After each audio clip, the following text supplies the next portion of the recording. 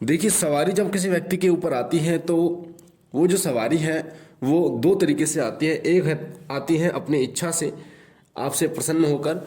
अगर आपने उनकी भक्ति की है, आपने उनको पूजा पाठ किया है, आपने उनकी साधना की है, तो वो प्रसन्न होकर आपके शरीर पर आती है।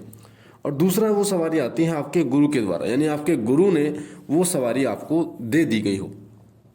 जो गुरु के द्वारा सवारी प्रदान की जाती है उस सवारी में कोई परेशानी नहीं होती, क्योंकि जो गुरुमुख के द्वारा सवारी वो ऊर्जा आपको दी गई है वो ऊर्जा पूर्ण रूप से शुद्ध होती है। वो आपको पूछा भी देती है, वो आपको बताती भी है कि वो सवारी कौन है, और वो आपकी हर प्रकार से रक्षा करती है।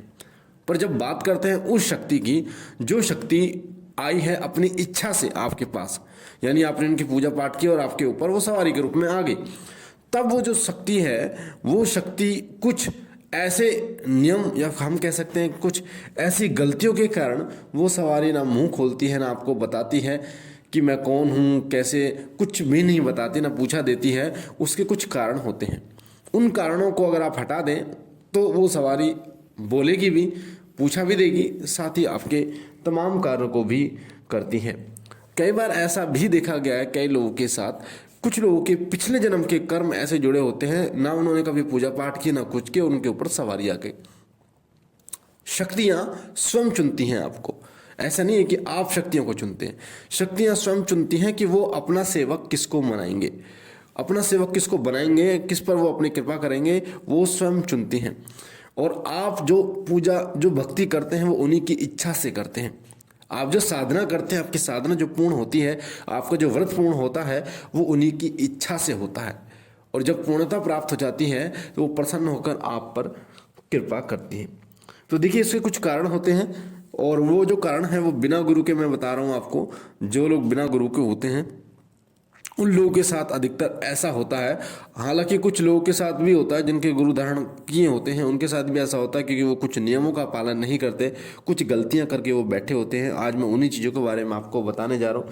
सबसे पहला नियम होता है वो होता है गुरु का ना होना। अगर आपका कोई गुरु नहीं है तो सवारी आएगी जरूर, पर वो नहीं बोलेगी। सवारी आएगी जरूर, पर वो पूछा नहीं देगी। वो नहीं बताएगी कि मैं कौन हूँ, क्यों आई हूँ। हो सकता है आपको पता चल जाए, क्योंकि आप उसकी उपासना करते हैं, आप पता चल जाए कि ये शक्ति वही है। दूसरा कारण होता है सवारी का भोग ना देना। जिस भी शक्ति की सवारी आपके ऊपर आ रही है उसका भोग अगर आप नहीं देते तो भी वो सवारी नहीं बोलती, ना ही किसी प्रकार से आपकी रक्षा करती।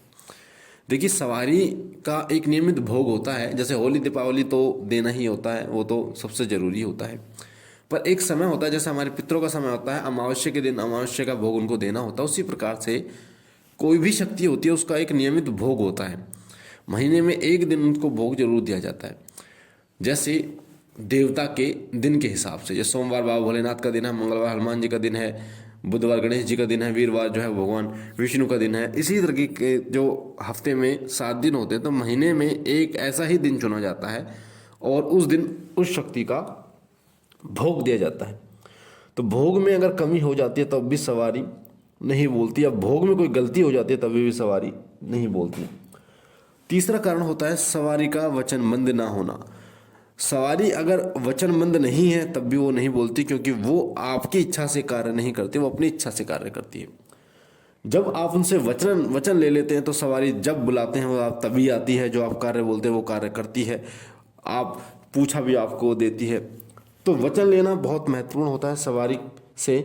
जब भी कोई शक्ति आपके ऊपर आ जाती है, आपसे प्रसन्न होकर आपके पास आती है, तो उससे वचन जरूर ले लें, ताकि वो जब आप बुलाएं तब वो आए और आपके कार्य करे। चौथा कारण होता है बोली कबूली हो जाना। बोली कबूली क्या होता है कि कोई चीज़ ऐसी, आप परेशानी में थे, आपने उनके नाम से कोई चीज़ बोल दी हो कि हम तेरे दरबार में नारियल की भेंट चढ़ाएंगे, या हम तेरे दरबार में आएंगे, या पेट पलियाँ जो होता है लेट कर वो परिक्रमा लगाएंगे, या कुछ भी जो आपने बोली कबूली कर रखी हो। बोली कबूली ग्रामीण देवताओं के साथ साथ में उच्च देवताओं की भी होती है। जैसे माता वैष्णो देवी के दरबार में जाना, भैरव बाबा के दरबार में जाना, या फिर गुरु गोरखनाथ जी महाराज का धूना चेतन करना है, उनके दरबार में जाना। तो इस तरीके से बोली कबूली होती है। अगर आप भूल गए हैं उनकी बोली कबूली, कि आपने क्या बोला था, और आप ठीक हो गए हैं, तो भी वो शक्ति आकर नहीं बोलती, मुँह नहीं खोलती। और ये शक्तियाँ बहुत ही कम संकेत देती हैं, बहुत कम संकेत आपको देती हैं। जब ये संकेत देती हैं तो अगर आप समझ गए तो ठीक है, वरना फिर ये संकेत देना बंद कर देती हैं। उसके बाद में फिर ये अपना काम शुरू कर देते हैं, आपको परेशान करना शुरू कर देती हैं। पांचवा जो कारण होता है वो होता है सवारी का घर में अपमान होना। कई बार जब सवारी घर में आती है और घर में परेशानी भी चलती है तो कई लोग ये कहते हैं कि ऐसी सवारी का मैं क्या आचार डालूं जो शरीर पर आ रही है, शक्ति आ रही है, पर फिर भी हमारे घर में सुख शांति नहीं है। वो ये नहीं समझते कि उनके कर्मों का भी फेर है, वो ये नहीं समझते कि उन्होंने जो कार्य किए हैं उनसे भी उनके घर में परेशानियां बढ़ी हैं। वो सारा दोष उस शक्ति को दे देते हैं और जिस कारण से वो शक्ति अपमानित हो जाती है और अपमानित होने के बाद वो शक्ति नाराज हो जाती है, क्रोधित होती है और फिर वो मुंह नहीं खोलती। आती जरूर है, पर्चा जरूर देती है, पर वो मुंह नहीं खोलती, ना कुछ बताती है। वो पूछने की कोशिश करते हैं कि हमसे कोई गलती हुई है, तब भी वो नहीं बताती, वो सिर्फ आती है और चली जाती है। तो ये कारण भी है कि सवारी नहीं बोलती। छठा कारण है पूजा में कोई गलती हो जाना।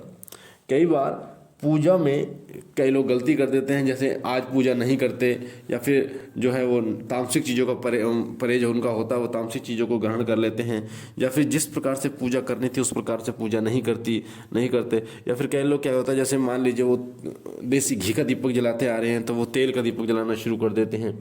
तो एक ही चीज़ का जलाना चाहिए।